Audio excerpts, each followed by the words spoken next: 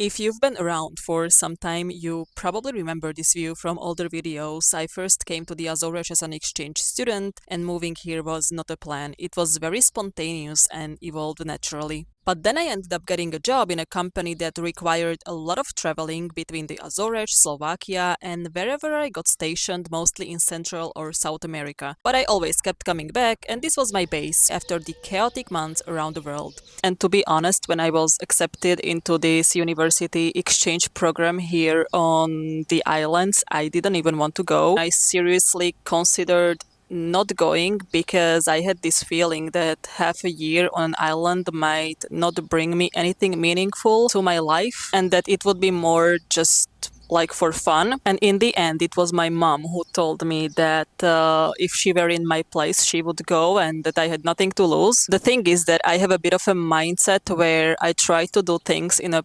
productive way, and sometimes that can actually be a disadvantage because if I feel like something won't bring me anything meaningful, I just tend not to value it that much. In the end, it turned out to be completely the opposite. And now, why did we decide to sell that house? Because between the guest house and traveling and being in different countries all the time, it became a place where I was spending less and less time. And it's such a beautiful place, actually, one of the most peaceful views I've ever had. The garden, the nature, the quiet with all these birds, all the fruit trees, the beautiful like ocean view with that huge terrace. But I guess beauty isn't enough if you don't have the time to be there and enjoy it. And that's exactly what happened. And I think at some point I just had to admit that it is not possible to keep up with everything. That time we also had an idea to open a guest house also from that house because it was a big house with like 8 rooms and 2 kitchens and 2 living rooms. But for that to work properly, we would have needed to renovate it. And right now, finding workforce on the island is not that easy, especially now with this big building and renovation boom on the island. Everyone is booked out for a year or 2 years in advance. So in the end, we were like, okay, we don't want the house to just stand there for 1 or 2 years because it would just keep getting worse with the humidity and the climate and everything. So we decided to sell it. Now, a good thing is that I'm a very practical person, so I don't really get attached to things, but I have to admit that it was a very weird feeling moving out of that house and just packing everything up. And I think it didn't even hit me that, okay, that's actually it until we were sitting at the tables signing the deed. It was strange because I had so many nice memories connected to that house. But at the same time, if I look at my life in a bigger picture and I look at my future with like all the things I want to do, I know it was the right thing to do. Also, the couple who got the house, they were very, very nice. Yeah, I just hope they are going to enjoy the house as much as we did. But yes, that is the story briefly.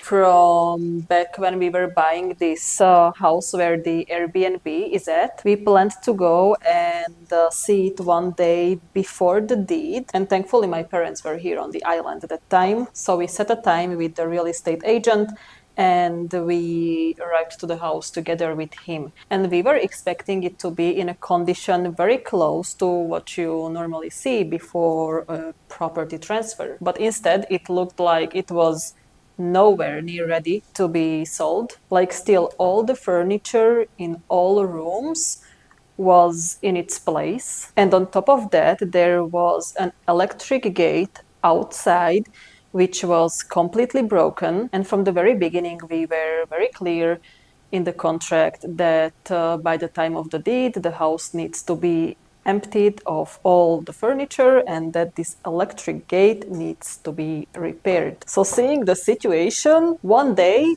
before actually signing the papers was a little bit shocking. And what made it even more shocking and interesting was that the seller kept saying that next week, meaning after the deed, she would come and take everything out of the house. But I mean, this is not how it works. And this was not even in the agreement. This was Sunday afternoon, and the deed was scheduled for Monday morning. So Sunday afternoon, we had a full meeting with the lawyer, with the colleague from the embassy, with the CEO of the real estate agency, and everyone saw the situation and it was not looking good. So nothing was clearly in order. And unfortunately, the whole process with that agent was very unprofessional. I mean, it was also my mistake because I don't know why I didn't choose to work with the same agent we worked with before. I mean, they told us that he was experienced, but there was very little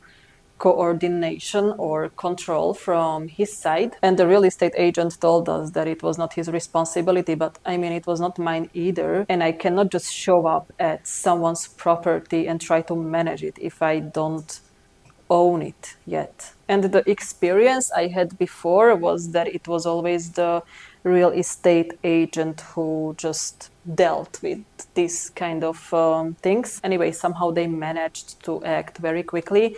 And that evening, they arranged the house to be emptied of all furniture. And we also made an additional agreement when the electric gate would be repaired. And the reason I'm saying this is because, from a legal point of view, obviously, once you sign the deed, the property is yours. And the previous owner should no longer have any access or any responsibilities inside the house or the land. And even small informal agreements can lead to complications later. And this is not just the case of Portugal or the Azores, but wherever in the world.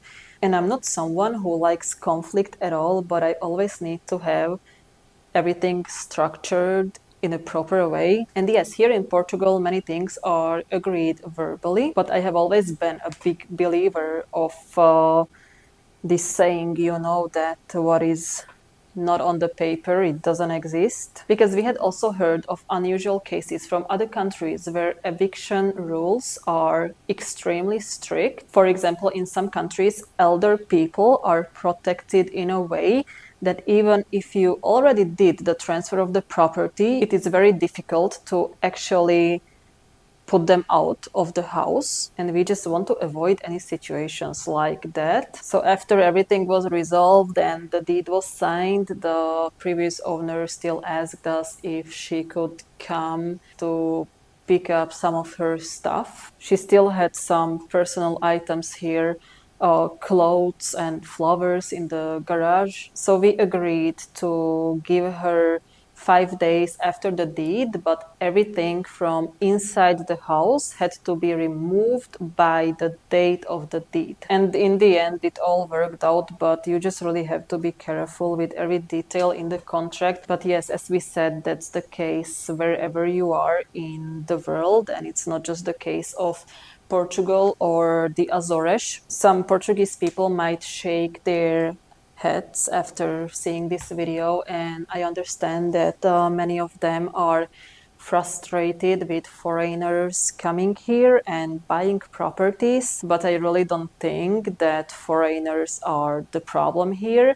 Maybe they are the surface of the problem, but the problem is much deeper and it's much more complex. And I do believe that people who hate on foreigners for coming here and buying properties, they do realize that, but I also understand that the easiest thing to do is just to blame foreigners. I work in geopolitics and international relations, and I don't share public opinions on related matters. I think that's fairly common in my field. But yes, this is one of the experiences we've had here. Maybe a few practical tips which might help you if you're planning to buy a house abroad or specifically here on the Azores, and it's some of the things we're dealing with. I feel like a lot of people underestimate humidity here.